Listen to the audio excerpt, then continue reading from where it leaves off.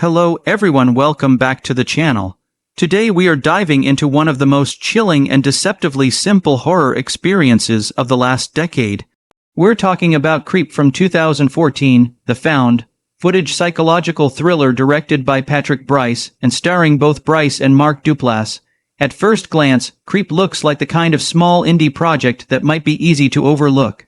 But once you step inside, it reveals itself to be a deeply uncomfortable, fascinating, and unforgettable film that redefines how tension can be built with minimal resources. And just like with every review we do here, we are going to analyze it in a unique way, breaking it down as though we're reviewing a strange but powerful machine.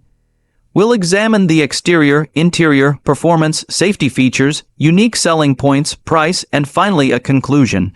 And because this is a kill count breakdown, we will also be paying attention to the violence, the dread, and the moment that delivers the film's unforgettable kill. On the exterior, Creep presents itself with absolute minimalism. There are no neon colors, no elaborate monster suits, no wild gore effects. The outside look of the movie is deliberately plain. The cabin in the woods setting is so ordinary it might as well belong to your uncle or a family friend. Wooden walls, unassuming decor, normal streets, generic diners, everyday hiking trails, everything looks like it could belong to anyone, anywhere. And this is what makes the exterior terrifying. It doesn't shout horror from the rooftops. Instead, it whispers it from the corners of the most mundane settings. It hides menace under the cloak of normality. The most important part of the exterior, of course, is Josef himself. Played by Mark Duplass, Josef's outward appearance is ordinary, friendly even. He wears casual hoodies and jeans, he smiles warmly, and he speaks with the cadence of someone you might trust. On the outside, he looks like a man you could meet on the subway or pass by in a grocery store. But just like with any powerful machine, the exterior casing hides the dangerous gears working inside. Inside the movie, the interior is stripped down to the barest essentials, the dynamic between two men, Josef and Aaron. Aaron is a videographer who responds to a Craigslist ad to document a day in the life of Josef. Josef claims he has terminal cancer and wants to create a video diary for his unborn child. It's touching on the surface, but the interior begins to rot quickly. Josef overshares, tells disturbing stories, pushes Aaron's boundaries, and creates an environment where tension hangs in the air like static. The wolf mask called Peachfuzz is the symbol of this interior, silly and playful on the surface, but hiding something unsettling underneath. This interior is not packed with dozens of subplots or characters, but with psychological weight. Every conversation, every glance, every moment of silence feels heavy, as though the walls of the cabin are closing in on both Aaron and us, the audience.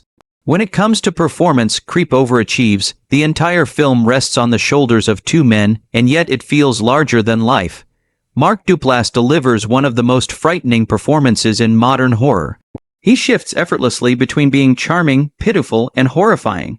One moment he's joking about his awkward habits, the next he's confessing violent impulses, then suddenly he's crying like a wounded child.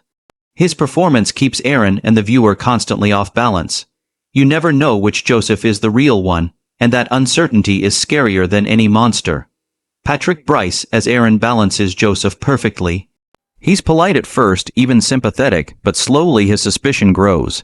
His nervous laughter, his shifting body language, his uneasy attempts to leave all of it, builds the sense that he's trapped in a performance he doesn't want to be part of.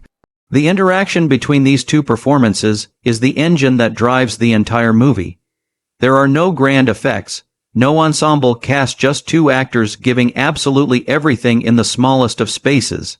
The safety features of Creep are virtually non-existent. Most horror films give the audience at least some cushion.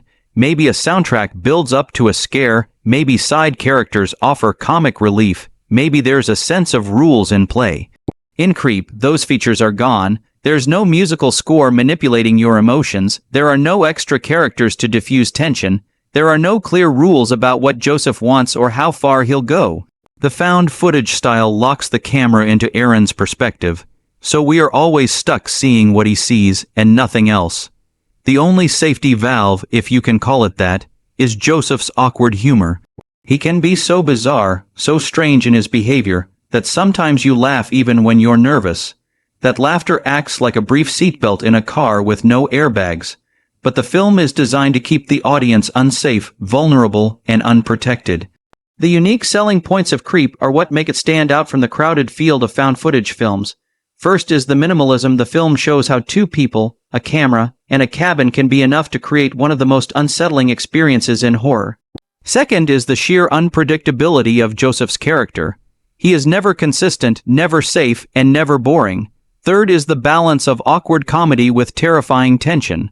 Fourth is the iconic Peachfuzz mask, a symbol so strange that it instantly lodges itself into horror culture. And fifth is the unforgettable final act, which delivers one of the most chillingly simple kills in horror history. These selling points combine to make Creep not just another found footage entry, but a landmark in psychological horror. The price of Creep, both in production and for the viewer, is fascinating. From the production side, the film was extremely low budget. It didn't require millions of dollars for effects or elaborate sets. Instead, the investment was in creativity and acting. From the audience's side, the price is psychological endurance. Watching Creep requires patience and a willingness to live in the awkward silences. It demands that you pay attention to subtle body language and tone shifts rather than big horror set pieces. It's not a roller coaster of jump scares, it's a slow drip of discomfort. For some, this price might be too much, but for those willing to pay it, the reward is unforgettable horror that sticks in the mind long after the credits roll. And now we move into the kill count itself. Unlike many horror films that rack up bodies left and right, Creep builds all its tension toward a single devastating act of violence. That final kill lands with the weight of the entire film's dread. Josef's manipulations, his lies, his erratic behavior, his moments of vulnerability, all of it builds to that one moment. The kill count may be technically small, but the impact is enormous. Thanks for my video.